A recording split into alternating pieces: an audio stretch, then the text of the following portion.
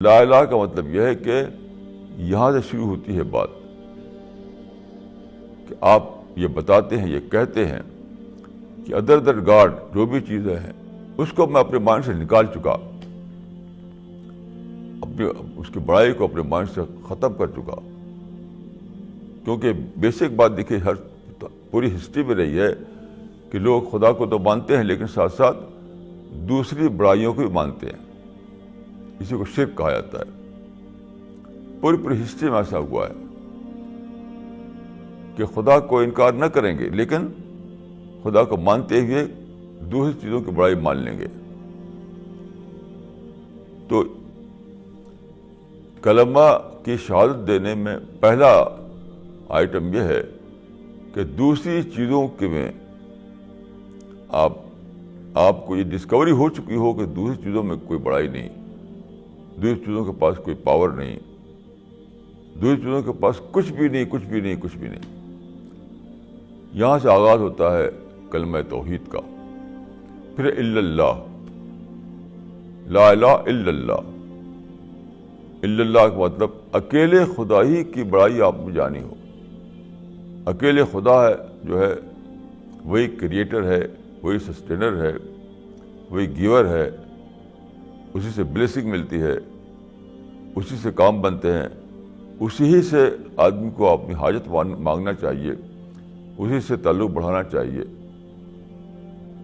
تو جتنے بھی اس کے سوا کوئی وسیلہ نہیں، یہ جو نظریہ ہے وسیلے کا وہ سر باطل ہے.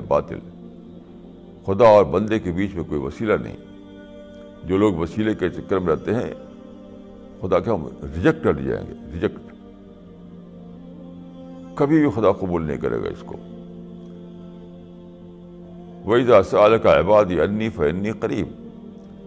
تو ڈائریکٹ خدا سے تعلق قائم ہوتا ہے بغیر کسی وسیلے کے. یہ وسیلہ ایک بہت بڑا جھوٹ ہے جس کو انہوں نے گڑھ رکھا ہے. تو جب آدمی یہ دریافت کرے کہ خدا کے سوا کسی کے پاس کچھ بھی طاقت نہیں، جو کچھ بھی ہے وہ خدا کے پاس ہی ہے، تب جا کر اس کو عقیدہ ملتا ہے توحید کا.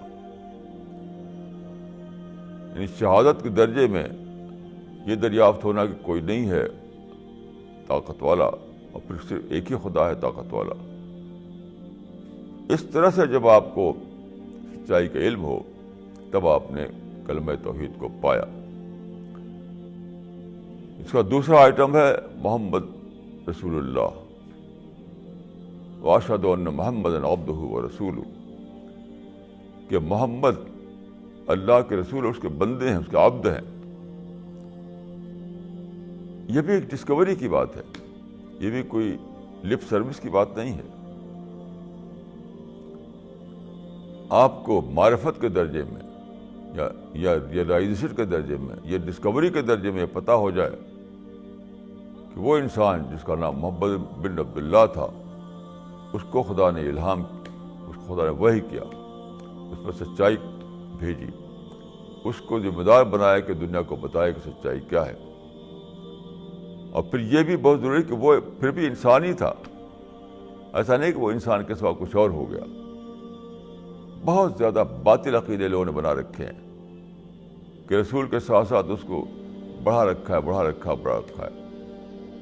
یہ نعت خوانی کا جو طریقہ ایجاد ہوا، بہت ہی زیادہ گمراہی پھیلائی اس نے. محمد رسول ہے اور خدا کے بندے ہیں، یعنی وہ ہے بشر. ہل کنت الا بشر رسولا. وہ انسان ہے، وہ بشر ہیں، لیکن ان کی جو صفت خاص ہے وہ صرف یہ ہے کہ پیغمبر ہونے کے ساتھ انہیں خدا نے اپنا چنا اس کام کے لیے کہ وہ آپ کی وحی آئے آپ کے پاس اور آپ اس کو دنیا تک پہنچائیں.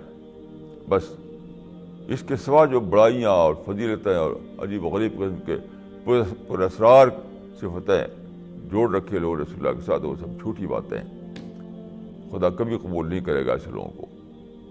یہاں تک کہ لوگوں نے رسول کو خدا کا درجہ دے رکھا ہے. رسول کو خدا کا درجہ دے رکھا ہے، یہ سب خدا کے ہاں بالکل ریجیکٹ کر دیا جائے گا۔